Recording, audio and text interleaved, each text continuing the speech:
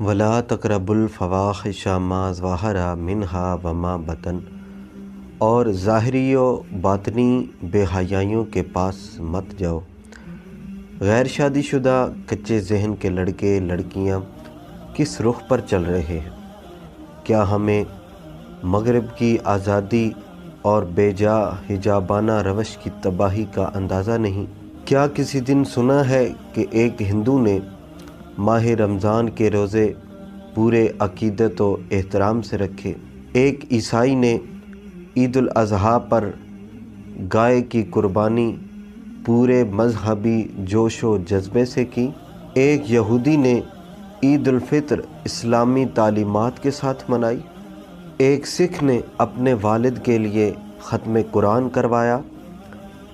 یا پھر عید الاضحیٰ کے آنے سے پہلے غیر مسلموں میں قربانی